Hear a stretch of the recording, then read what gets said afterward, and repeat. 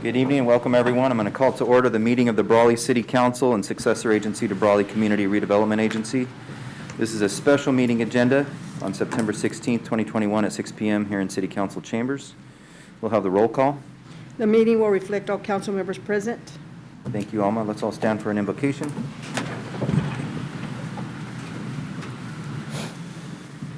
Let's pray. Gracious Heavenly Father, we're grateful to you tonight for this opportunity to gather together and guide our city. We ask that you would give us wisdom so that we would make the right decisions for the future of Brawley. We thank you for your hand of protection that is upon each one of us. We ask that you would watch over our community, our police and firefighters, and all of our city staff and employees. We ask that you would heal those that are sick, that you would comfort those who are experiencing loss this evening, that you would give us a spirit of community here, that we would rally around those who are in need and provide those needs. We thank you for the blessings that you pour out on us each day. And I ask all this in Jesus' name. Amen. Amen. Amen. And we'll ask our city manager to lead us in the pledge tonight. Thank you, sir. Ready? Begin. I pledge allegiance to the flag of the United States of America and to the republic for which it stands, one nation, under God, indivisible, with liberty and justice for all. Thank you. Item 1 on the agenda is approval of the agenda. Is there a motion to approve the agenda as written? So moved. Is there a Second the motion. Moved and seconded. All those in favor? Aye.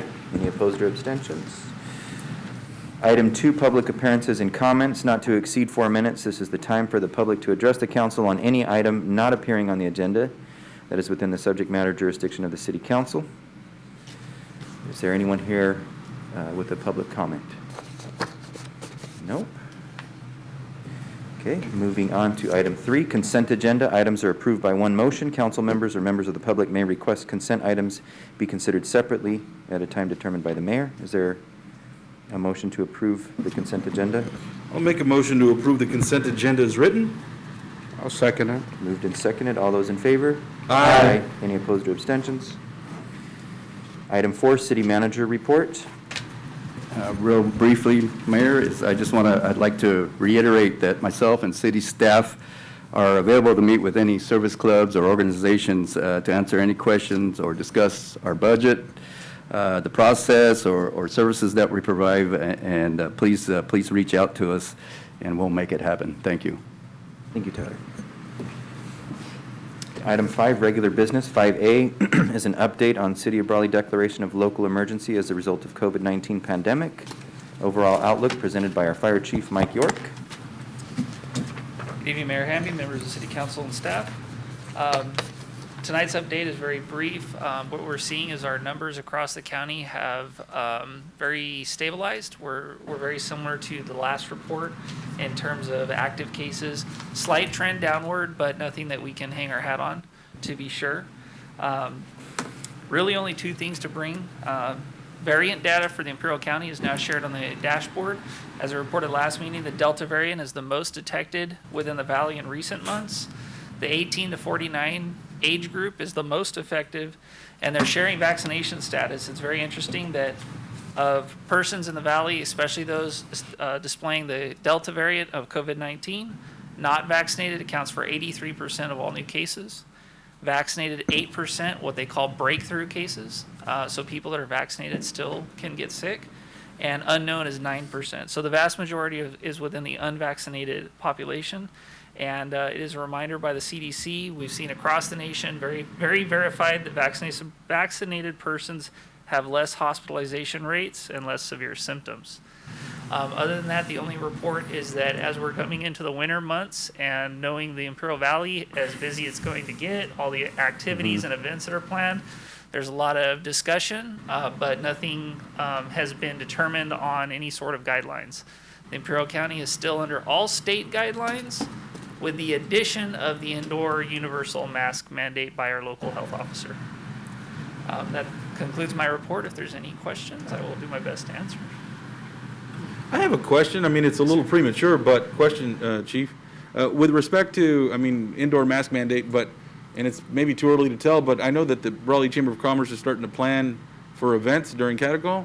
Yes. Does that would that So- impact that anyway? So They're that's, outdoors. that's definitely been part of the discussion. So unless there's a change to the local health order or a state, or a change at the state level, we're currently looking at the state guidelines for outdoor events.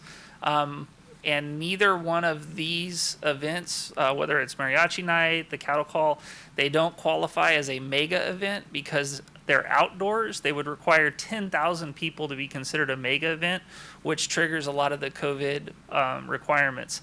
As an outdoor event currently, there's no real requirements. Okay. Obviously recommended, hand washing stations, Right. wearing your mask, doing your best to distance, but there's no requirements at this time. People, I think, in Brawley want to kill COVID with the beer station there, you know what I mean? That's what. Or it helps. Yeah, It helps. yeah. Thank you. Kept us good. No other questions? Okay, 5A2, discussion and potential action to extend resolution number 2021-19, resolution of the City Council of the City of Brawley, California, proclaiming the existence of an ongoing local emergency for COVID-19, also presented by Fire Chief York. Backup is on pages 25 through 27. Yes, sir. In front of you is the resolution to extend the ongoing declaration of emergency, as we've been bringing this to the council every 60 days for ratification. There is a change to this resolution, and I believe the city manager has a better, or basically the change to this resolution is that we're not going to be bringing rezos to you every 60 days, but we will continue our updates and discussion. So if I can add to that, thank you, Chief. There's an executive order from the governor that has exempted during the COVID emergency having to bring back the resolution every 60 days. And the resolution will be, the emergency will be terminated upon a local authority deciding to terminate. At that time, we'll bring back the resolution for you to. I'll make a motion to approve the item. Second. It's been moved and seconded. All those in favor? Aye. Any opposed or abstentions? Okay. Thank you, Carries. Chief. Thank you, Chief. Thank you, Chief. Item 5B, discussion and potential action to accept AC donation for the Elks Building. This is presented by our Parks and Rec Manager, Rachel Fonseca. Backup is on page 28. Good evening, members of the council. Rachel Fonseca, Parks and Recreation Manager. Mr. Hugh Kissick Jr. contacted the Parks and Rec Department about donating funds to assist with the purchase of a new air conditioner and ductwork at the Elks Youth Building. The air conditioner and ductwork were previously not in service, and Mr. Kissick worked with several community members, and together they raised $3,000 to assist with the purchase of the new air conditioner and ductwork. The community members who donated will be read in order of first name: Billy Melton, Fred Miramontes, Hugh Kissick Jr., Imperial County Sheriff's Mounted Posse, Jimmy and Valerie Smith, Joseph and Shauna Callens, Mary and Juan Alvarado, and one individual who wished to remain anonymous. As of Wednesday, the air conditioner and ductwork are both installed and in excellent working order. We thank the members of the community for their donation to the Parks and Rec Department, and their generosity and support is greatly appreciated. Awesome. Let's Very give them a nice. hand. Yes. Thank you for your donation. Thank you. Thank them all Thank you. very much. Thank you to all of on our them. behalf. Mayor, we do need a motion to accept it. Okay, I guess we'll do that. I'll make a motion to accept that generous donation from the community members. I'll second. Been moved and seconded. All those in favor? Aye. Any opposed or abstentions? Thank you. Thank you, Rachel. Please thank Very them for nice. us. Yeah, Yes. thank you. Item 5C, discussion and potential action to approve grant writing consulting services. This is presented by our Finance Director, Carla Romero. Backup is on pages 29 through 41. Good evening, Mayor and council members. So joining us on Zoom is Mr. Daniel Bartleson. He's a principal from Evan Brooks Associates. So I'm going to start off the presentation, and then I'll turn it over to him as well for any additional comments. Wanted to give you a face to the organization, since it is a new service that the city would be undertaking if approved tonight. So back on July 1st, the city issued an RFP, a request for proposals for grant writing services. We recognize that there's potential revenue that we're leaving on the table, and we want to find a way to capture that revenue. Recognizing that we do have limited resources internally, we issued an RFP to see what type of resources are available from consultants that could help augment the current staff that we have in this particular arena. The responses were due by July the 23rd. We did receive 8 proposals. all very great firms, but we decided that 3 were kind of the best fit for the city. So we interviewed those 3 firms, the city manager, the finance analyst, and myself, reviewed all the proposals, and then interviewed the firms. There was interviews held on the 12th and the 16th of August. They were about 45 minutes to an hour long. The 3 firms that we did interview, some were really big, like California Consultants, Blaze Associates, and then, of course, Evan Brooks that we are recommending tonight. We did do, after that, we agreed that Evan Brooks was probably the best choice for the city, the best suited. And so we took it a little bit further, though, and we still did reference checks. So we contacted a couple of the agencies that they had listed on their request for proposal as a reference, and we asked different questions, right? How do they work with staff? How is their onboarding? What about their pricing? What about their quotes? And so all of them had great recommendations, which made us feel very comfortable with bringing forward this proposal tonight. The contract is based on an hourly rate. So what they're proposing to do is that when we find a grant that matches our needs, they will give us a quote based on how much we want them to do. They are a full service agency, so they could do a lot or they could do a little. We could write a lot and then they can edit and review and vice versa. So depending on the grant and how much expertise we have internally, we would leverage that first and then use their resources to kind of put that final touch in the ribbon and pictures and make it really, really nice for us to be able to qualify for that particular grant. We are requesting a 2-year contract with an option to extend for 3 additional years. Grants usually take a while, right, to write and to submit and then to go through the process for approval. And so we really wanted that time period to be able to get to know each other and to see how many grants we could potentially get within that time frame. The funding would be available from carryovers from last fiscal year. We had almost $222,000 of savings in professional services overall within the general fund.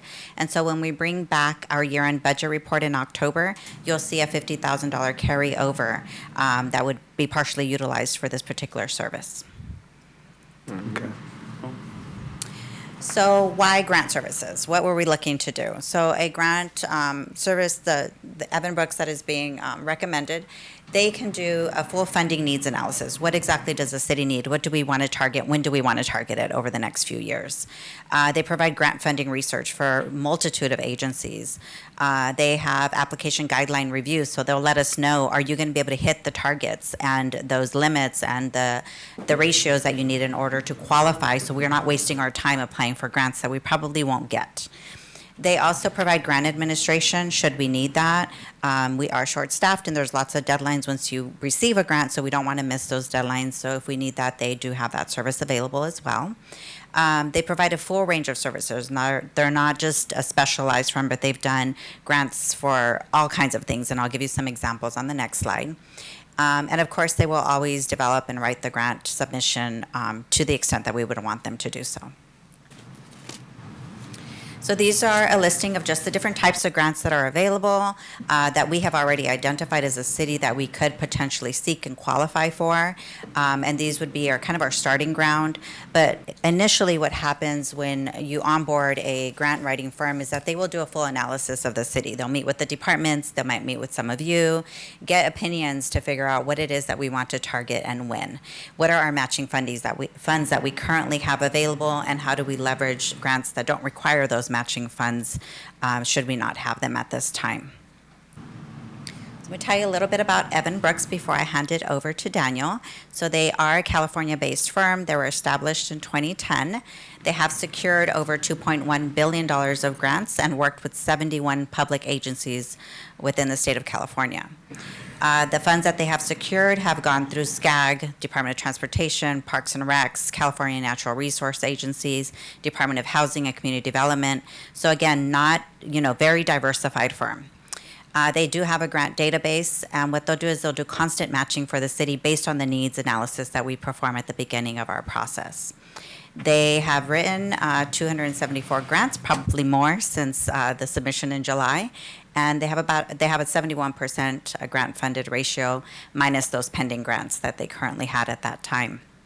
Again, we really like them because they are a full service firm. They provide planners, greenhouse gas analysts, cost estimators, funding specialists, graphic designers, GIS analysts, public outreach. and photographs that we could use for our grants. So depending on what we need, they are able to provide that for the city. And I will turn it over to Daniel. This is just a sample of some of the graphics or images that they shared with us during the request for proposals. Good evening, Mr. Mayor and City Council. I'm really pleased to be with you this evening, or at least be with you via Zoom. So thank you for having me here this evening. We've already enjoyed a really great relationship with your city manager and your finance director and your staff, and have already started sharing opportunities with them. Some of those opportunities are coming up imminently, and we have encouraged them to give some strong consideration to those. Certain things like Cal Recycle and the Rubberized Pavement Program. There's planning grants to address either safe routes to schools or parks or other bicycle type master plan programs. There's a State California program coming up in the midwinter timeframe, kind of looking at cleaning up some of your areas that either along the roadways that may be treatment trash or dumping, and then also talking about safety projects. First and foremost, there needs to be a plan in place to be able to apply for certain funding programs starting next year. And so we've already been in touch with your staff to really communicate those items to them.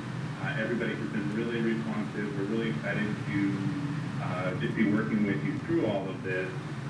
The grants are always challenging, but I think Brawley is well positioned to go after a lot of opportunities. Certainly there is some significant need, not only in Brawley, but in Imperial County, and we're able to kind of tag on and work regionally as well as locally. Certainly we work for your community, but we recognize that there's your community doesn't necessarily stop at the borders of the town, and oftentimes there's ways to be competitive to go beyond that. So we're going to encourage you to just foster those relationships that you have outside of your community, especially with the county itself. I'm here to answer any questions, but I hope you get to see the fruits of our labor very quickly here. So I think, again, there's a lot of great opportunities.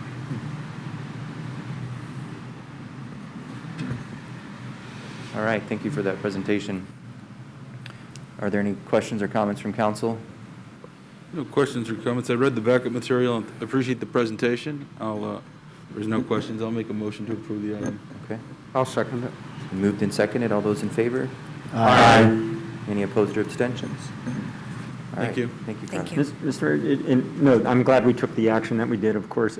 Just working with so many firms, this is to Mr. Bartleson, is there ever conflicts with competing against multiple clients that you're writing grants for example? So I was just curious about that, how you deconflict that. That is a great question. And oftentimes you're going to see a lot of interest in certain types of grants, especially the larger grant programs. For instance, California State Parks have their statewide parks program, and they had hundreds of applications because it's not just cities, it's counties, it's special districts. Everybody is looking to go after this money, and a lot of these programs sadly are oversubscribed, and so you just have way too much need and not enough funding really to be able to get those. That said, we, as the finance director mentioned, we want to be very strategic in what we do. And so we're going to have a lot of conversations with your staff about things that make sense to them. Right now, I can tell you that almost everything is going to make sense because there's a lot of need and a lot of opportunity. At that point, it's going to be honing in on what makes the most sense and what's going to provide you the biggest bang for the buck. But yeah, I can tell you that nearly every program across California, that either from, say, the county level to a regional level of SCAG or up to the state level, there's going to be a lot more applicants than there is available money. What we do, again, is just to be strategic with you and your staff to make sure we're going after the things that make sense, and we don't just go after things that aren't going to make sense, because that's just a waste of your resources and time. Or won't be funded, Yeah. What is it, 71%? Yeah. I'll just quote Yeah. Al Davis, just win, baby. Yeah. Were you ready for that? Heck yeah. Thank you. Thanks, Colonel. Sorry, did I miss the full motion? No, it was all Yes. there. Okay. We voted. Thank you. Great. Hopefully we can get some money rolling in. Item 5D, discussion and potential action for direction on the proposal from Chelsea Investment Corporation to partially defer development impact, water, and wastewater capacity fees for Brawley Adams Phase 3. It's presented by City Manager Tyler Salcido. Backup is on pages 42 through 49. Thank you, Mayor. The Chelsea Investment Corp. representatives are here with a different proposal, a refined proposal for you, and at the last meeting we met and they gave their presentation on what the apartments complex and everything looks like, so I'll just hand it over to them to discuss what the proposal is now, and we do have a slide that if there's any questions to clarify, we can move to the slides. It's all yours. Thank you. Nice to see you all again. Nice to see you. Heidi Mather with Chelsea Investment Corporation. As Mr. Salcido said, we were here last week, a week and a half ago, with a request for a development impact fee deferral loan, and so we have revised the request. If you recall, last time we were looking at a tiered approach to the calculation of development impact fees and paying partial of the fees that would be due at the time of building permit issuance, and then some of that plus additional to be represented in a fee deferral loan. We've modified the request, so we've reduced the loan request so that the proposal now is we would pay 100% of the fees that would be required at building permit issuance, and then we would request that the city provide us with a loan for this additional amount going to the higher tiers. And it's a little over $500,000, about $525,000 if I recall correctly. Sorry, I wasn't 528. 528, all right, thank you. And so the fee deferral loan that we're requesting does help with our tiebreaker scores. We're going in next week for an MHP application, and so thank you for allowing us to be here prior to that, so that we can, hopefully if we get your approval, then we can use that information in the application for MHP, as well as apply for a 9% TCAC application next March. And the word that the gentleman used in the presentation before, oversubscribed, that really, that's a real thing in terms of all these applications for the MHP funding, as well as the TCAC 9% tax credit funding that we're going to be going after next year. And so, as we mentioned last time, these fee deferral amounts, these soft loans, if you will, they help our competitive score. They help with the tiebreaker because the funding is limited. Pretty much all applicants that go in garner full points. And so now you're going after the tiebreaker. And so this fee deferral loan helps increase the tiebreaker to get us to be at a competitive level so that we can secure the funding and then help us build this affordable housing project. So 60 units, we have 2 phases already. One is under construction right now. The first phase is built and occupied. And so this fee deferral loan, really it's, we're paying the full fees, and so it's a fee deferral loan on kind of this extra tier that really it's kind of gravy, I think is the term Dave used last time. With regard to the specifics, basically we're asking for this fee deferral loan. It's about $9,000 a unit. We would close into construction financing if all the financing comes through in 2022, the end of 2022. We'd pull our occupancy permits at the end of 23, and so that's when we would have occupancy, expect full occupancy pretty quickly, and the first payment would be due pretty much plus or minus 3 years thereafter, and it would be the same structure as the one that we have on our Phase 1 project, the Serenita project. So same structure as that. I think last time someone asked kind of what's the payoff. The maturity is 55 years. However, the payoff is anticipated to be 33 years for this one. And the total payout is about $430,000 more than the loan amount. So in terms of the accrued interest that gets paid, it's almost double the money, if you will. And one last comment before any council questions, if I may. This proposal pays exactly what any market rate the developer would be paying up front. They're paying up front as well on the impact and capacity fees. It's 100% of what we currently collect from anybody else. Any questions from council or from the public? So I'd say, I know we had our discussions last week, and I hope you guys understand my concerns for our budget and kind of like where we're taking from to help one project be developed, we're taking from our department. So very happy to see what you came back with, and I'm glad that we provided this opportunity to see you guys again. Thank you. I appreciate it. Absolutely, and I think because this is a better deal than last week, and we did tie on that vote. I was supportive of the proposal. Then I'm even more probably supportive of it now because we receive additional benefits through this right away, immediate, and so I think that's important. So with that said, I would just hope it's enough.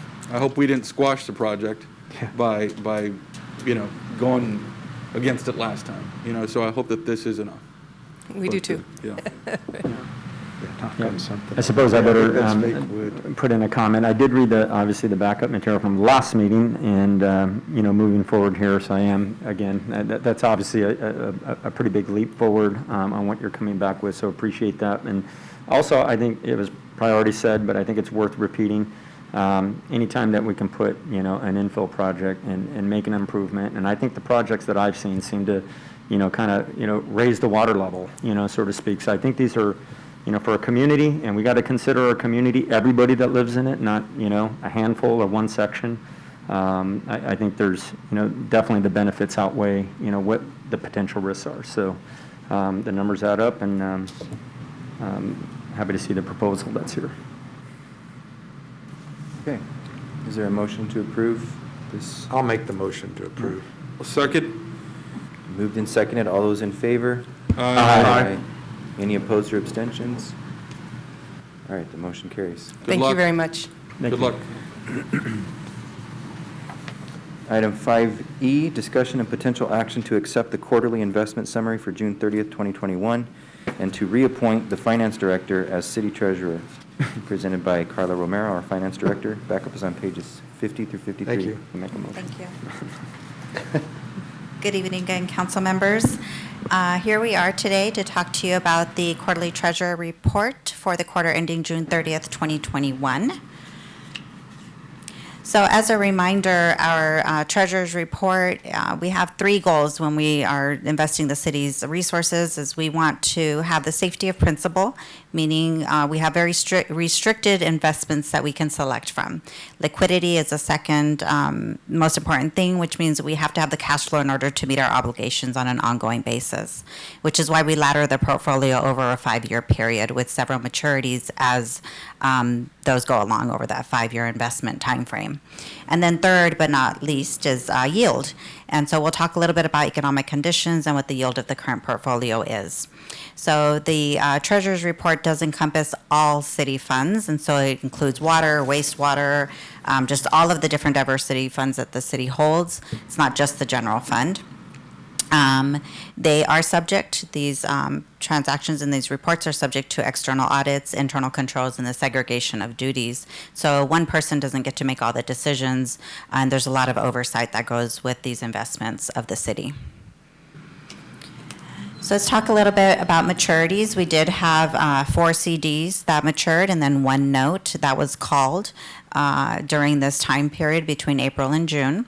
The CD at the top was with a local bank, and we did reinvest it as the top CD on the right there. They were able to offer us the same yield at 0.75. And so we went ahead and we took that because it's a 1-year CD. And if you look at the LAIF rate at the bottom, that's kind of also a liquid investment. It's paying 0.265. So a big difference there. And so we went ahead, and we always want to support our local banks whenever possible, and they have good rates. And so we went ahead and we reinvested that CD with the bank. And then we also purchased 1 bond and 1 note. And then overall, the yield that is maturing, if you look on the left again, it's about 1.57. And again, investment rates have lowered. And so that's why that note got called, because it was paying 2.02, and the current market is not paying 2.02. And so as soon as they could call that investment and bring those monies home, they did. And so we were able to secure about 1.15% on our yield with the investments that we were able to purchase during this time frame. And again, just looking at that treasury rate and the 5-year treasury, 3-year treasury, the 5-year, the most is 0.87. So we are outperforming the current treasury rate for the maximum yield that we could, that we can get during our investment portfolio range. We're trying. Slim pickings, though. Slim pickings. So we do have some goals for this fiscal year that we want to accomplish, as well as making sure that our portfolio continues to perform as well as it can. We want to, again, continue to support local banking institutions. We did just reinvest 2 CDs during this month with a local bank as well. We want to continue to ladder the investments so that those maturities give us a continuous cash flow. We don't want to see those peaks and valleys. We want it to be nice and steady so that we're able to pick investments as they mature a little bit more easily. We want to continue to outperform the Treasury and the LAIF rates whenever possible. You saw those on the previous slide. They're not that great, and so we really are getting a little picky with where it is that we're investing our funds. Yeah. I do want to also issue what's called a request for qualifications for investment brokers. The city currently has 1 investment broker, and it's always good to have a competitive spread and increase the different types of investment options that the city has. So we'll be looking at that, and if it turns out that we find a potentially good broker that you guys are okay with and our city manager is okay with, then we might add additional brokers during this year. But no pressure to do so. Our current broker is doing very well. So, it's just an option. And then we also have to update our investment policy. Since I do hold the dual roles now as the first finance director / city treasurer, the investment policy needs to be updated to reflect that change. And I believe the last update was done in 2013. So again, not major changes within the investment market or what the state allows in investments during that time frame, but we should take a look at that and go ahead and update that as well this fiscal year. I think that concludes my presentation, and happy to answer any questions you might have. Any questions or comments? I think it seems like at least indications of what the Fed will continue to do with the interest rates are probably going to keep this environment at least going through next year, sounds like. But Yes. I guess some of the preparation for looking out a little bit more on the horizon, what happens if that changes, right? So if rates come up, I assume our investments will do a little bit better. But is there a universe where we'll, I think maybe that's why you're exploring potentially other strategies if we get another broker. But that would be my only concern, just as I'm looking at our portfolio, is what may be coming on the horizon. Right, and so some of the things that are happening right now is the investment options. There's a lot of callables, and so that does provide some volatility within the portfolio, which means they have a better rate, but maybe that's only good for a year, and then after that, if the market continues under the current circumstances, then they could call that, and so then we have this liquid money that we have to reinvest at that lower rate. And so I particularly don't like callables. I prefer to have something that's steady, that I know when it's going to mature. But you always want to be open to those, because if they're a really, really good rate and you can get that yield for a year or two, then it's probably a good. Because it's a massive It's good difference between, practice. yeah, absolutely. Yeah, it's a massive It's a little bit more difference. accounting work, Yeah. but Yeah. it's okay. Yeah. Yeah. Yeah. Mr. Mayor, if there's no other questions, I'll make a motion. It's 2 actions. I'll make a motion to accept the quarterly investment summary for June 30th, 2021, and to reappoint the finance director as city treasurer. All right, there's a motion. Is there a second? I'll second. Is it, Moved and seconded. is it like 2 seconds or just 1 second? Second. Second. Like a double-double? That's what I mean. All those in favor? Aye. Any opposed or abstentions? Thank you, treasurer Thank you. and finance director. That was a nice PowerPoint by Bill, the former treasurer, wasn't it? All right. right. Okay, item 5F, discussion and potential action to approve resolution number 2021 resolution of the City Council of the City of Brawley, California, appointing a member to the Brawley Parks and Recreation Commission with term ending June 30th, 2024. Backup is on pages 54 to 56. We have one applicant One applicant. to Yes. fill one seat. Yes, one applicant. One applicant who's here in attendance. Yes. Oh, nice. There. Do you, And I would share with the public, very special applicant, I might add. I'll just read off the application, but 37 years with the City of Brawley, 12 with Public Works Department, 25 Parks and Recreation Department, also an associate's in Public Administration, worked for 22 years the Park Supervisor, and final 3 as a Parks and Recreation Director. So, Mr. Richard Rubio, it's a great, I think he's a fantastic addition to the Parks and Recreation Commission. So, Absolutely. I think it's worthy to note that experience. It's, very valuable for our city. And maybe not noted, his close association with the new voice of local sports. Right, yeah, So, right, yeah. Oh, no. Yeah, no doubt. He loves youth sport, and he's a great community member, so we appreciate you being here. you have any words you want to say, Mr. Rubio? Well, if appointed, I want to be a strong advocate for our youth sports programs. The City of Brawley provides many great, valuable services for the youth of our community. And we also have strong ties with Brawley Union High School and Brawley Little League and American Youth Football. Yeah. I'd like to make sure that those ties continue to be strong, and that we can keep that availability to our youth, because I've always felt our youth, that's our future. I mean, they're the future of our community. I put in my time with the City of Brawley, and I want to say this is my opportunity to give back to our community. Fantastic. I really love it, and I just can't think of anything better to do with my spiritual. No, absolutely. No, like yeah, and I know it. I know. No, it's great.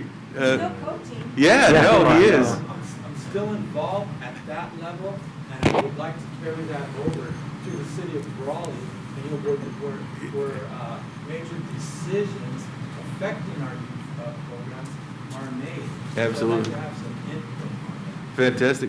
And you're related to all these other, people within the community that provide these, services and things. So that's great. No, it's fantastic. We appreciate you. If there's nothing else, I'd like to make a motion to approve the nominee Richard Rubio to appoint him to the Brawley Parks and Rec Commission. Okay. Second? Moved and seconded. All those in favor? Aye. Any opposed or abstentions? Okay. Congratulations. Thank you. Welcome aboard. Very good. And he just called to ask a question, and Right? And you got him, huh? I said, Richard, we need somebody. Mr. Rubio, you got to be careful who you call. I'm telling you, you know what I mean? I know, right? Yeah. That's good. Well, thank you. Congratulations. Yeah. Thank you very much. Yeah. Thank you. All right. Thank you. I think you should come to the reunion, Rosemary. Bye. Okay, item 6, departmental reports. 6A is a discussion and potential action to review informational frequently asked questions for 2021 utility user tax ballot. This is also presented by our Finance Director, Carla Romero. Backup is on pages 57 through 61. Last one for tonight, I promise. So before we get started, I do want to let you know that I did not prepare the attachment. That was all our finance analyst. She's here tonight. So wave Sylvia. Cool. Thank you to Sylvia, because she takes what I tell her verbally and just makes it so beautiful. And, I tell her she has to exactly use the verbiage that our city attorney approved, but she just made it come to life. And so because it's not me. really alive when Yes. when Bill sends it over. You know? It's not really a- It's a little legally. Tone it down. Have to tone it down. Make it legal. Make it legal. Yeah, there He does a good job of toning it down. there you go. Yeah. Yes, and so what we propose to do in the coming week is to update our website. This is a mock-up. Armando has been working with us and helping us to design, and so has, I believe, Andrea, helping us to design what this image will look like. We're going to have it on the landing page, easy to find. We will attach the attachment that is with the staff report, but then we're also proposing to provide additional information as well. Oh, I don't know why it's not clicking. Oh, sorry. There it goes. So the attachment today is a 4-page kind of brochure. It has 11 questions. It is designed internally by the finance department, as I just mentioned. It was reviewed by the city attorney and our executive team, and it would be distributed to all city staff following this meeting. Again, as mentioned earlier by our city manager, city staff is available to meet with interested parties that may want more information regarding the utility user tax. And as we get additional information and questions from the public, we'll continue to develop additional material that we will be placing online and that we can also bring forward to you at a council meeting. So some of the additional information that we are already working on is, what is that per capita cost? How much is it costing me if I have a 3-person household or a 2-person household? Based on the population from 2019 and the revenue received in 2019, it's about $6.35 per month per person. See, it's half the price that George and I maybe about 5 years ago came up with. So we're looking at, so yeah, that's good to know. I mean, I think that puts it in perspective. Yeah, just facts and figures, right? So what is our current budget for this fiscal year? 19% of our tax revenue is derived from the utility user tax, which means it's really, really important. And then again, just police and fire make up 53% of our budget. So if we lose 19% of our tax revenue, ultimately those services could be curtailed to some degree if we lose that revenue. And again, just like historical numbers, full-time positions with city staff back in 2017-18, we had an adopted budget of 144 personnel. Today we stand at 135. So we're already pretty lean and mean, so cutting back additional staff would mean that we couldn't provide the service levels that we currently do at the city. So these and other things, as we get questions from the public, we want to be able to provide that information and just as factual manner as possible. We'll add some graphs, some charts. And so we do welcome questions from the public because that allows us to give the information to everyone via the website and at these meetings that we have here every 2 weeks. So here's what the brochure looks like. Just wanted to give you a quick visual, just some snippets of it.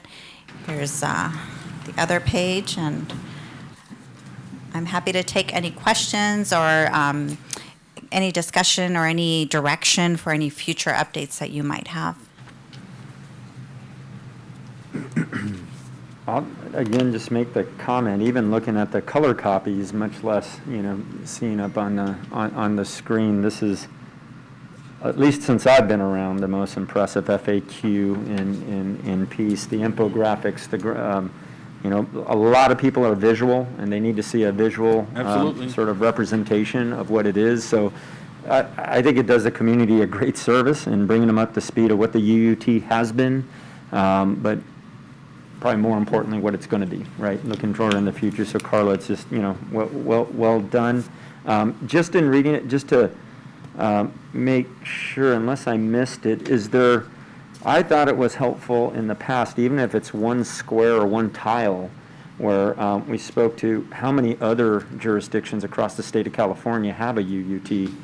I don't know if there's a way to condense that or make it simple, but it's a little bit of we're not the only community. I mean, that's for sure. And sometimes there's misinformation on that. But again, I'm not saying that's a have to, but I just thought that was pretty eye-opening for a lot of constituents when we talked about it last time, and kind of let them know.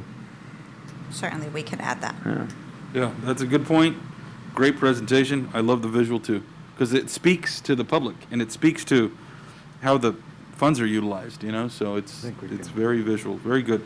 Carla, where all will this be available or disseminated? We're going to put it on the landing page, the homepage of the City of Brawley, right in the middle. I don't know if you can put the slide back up, Armando, but, oops.